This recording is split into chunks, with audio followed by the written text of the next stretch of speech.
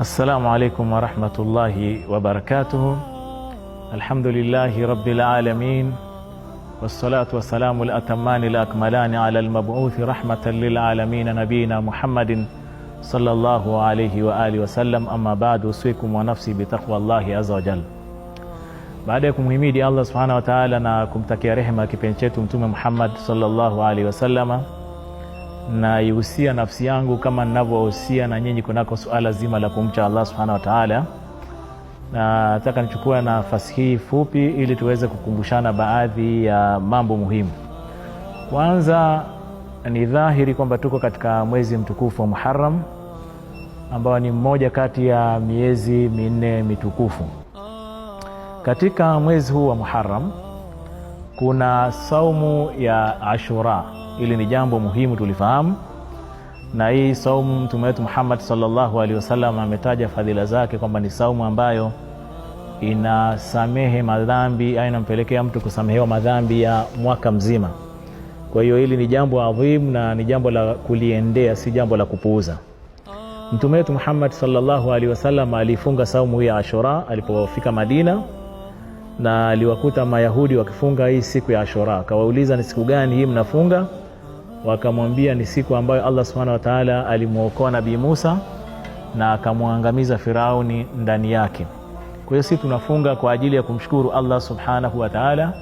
Mtume wetu Muhammad sallallahu alaihi wasallam akasema, nahnu aula bi Musa minkum, sisi Musa ni wa kwetu kuliko nyinyi. Akaifunga Mtume wetu Muhammad sallallahu alaihi wasallam siku hii, na akaamrisha maswahaba zake kufunga, na pia akaelekeza kuwakhalifu Mayahudi. Kwa hiyo tunakuwa tunafunga siku ya tarehe 9 na tarehe 10.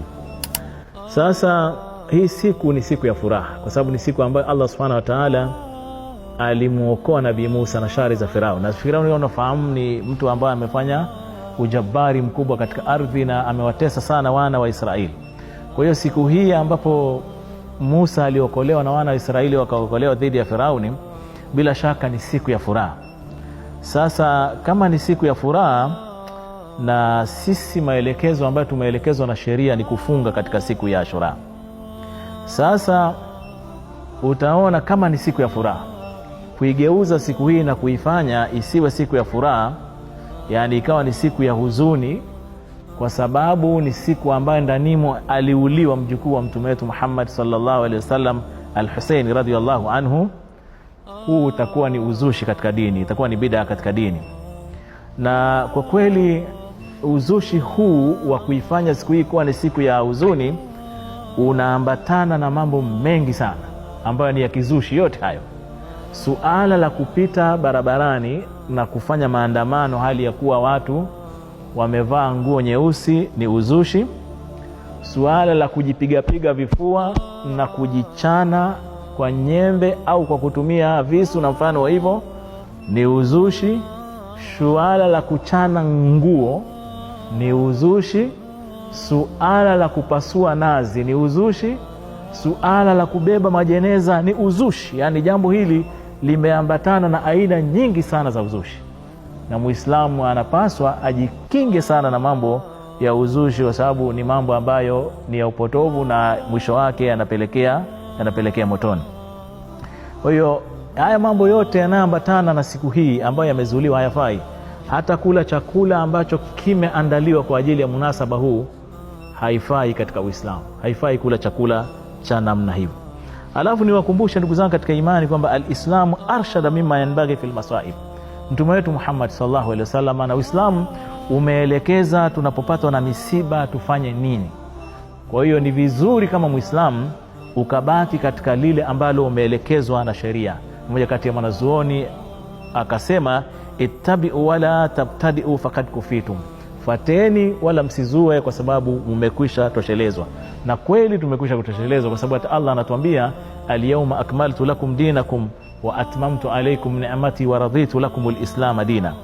Na jambo ambalo tunaweza kumalizia na saa hizi fupi ni kwamba si Husaini peke yake ndiye aliouliwa katika watu wema. Watu wengi wema waliuliwa, na hakuna tunalofanya katika mambo ya kizushi kuhusiana na vifo vyao, iwe ni maombolezo au mambo yanofanana hivyo. Ukiangalia ami yake na Mtume sallallahu alaihi wasallam, Hamza aliuliwa. Ukiangalia Umar ibn al-Khattab radhiyallahu anhu aliuliwa, Uthman aliuliwa, hata baba yake na Hussein pia ambaye ni Ali aliuliwa, na wengi waliuliwa, na hatuna jambo maalumu ambalo tunafanya katika kuhusiana na kuuliwa kwao. Hiyo ni maombolezo mfano hivyo, kwa sababu hivyo hatujaelekezwa hivyo na mtume wetu Muhammad sallallahu alaihi wasallam. Na sisi tunaambiwa laqad kana lakum fi rasulillahi uswatun hasana, qul in kuntum tuhibbuna allaha fattabi'uni yuhibbukumullahu wa yaghfir lakum dhunubakum wallahu ghafurur rahim. Tusimame katika yale ambayo tumeelekezwa na mtume wetu Muhammad sallallahu alaihi wasallam juu ya mfano wa siku hii ambayo mtume akatuelekeza kufunga na kuwakhalifu Mayahudi katika kufunga. Kwa hiyo tutafunga, hatutakuwa na huzuni, hatutajipiga, hatutafanya mambo ambayo yako nje ya maelekezo ya kipenzi chetu mtume wetu Muhammad sallallahu alaihi wasallam. Hadha wa shakarallahu li wa lakum bi husni istimaikum. Wassalamu alaikum wa rahmatullahi wa barakatuh.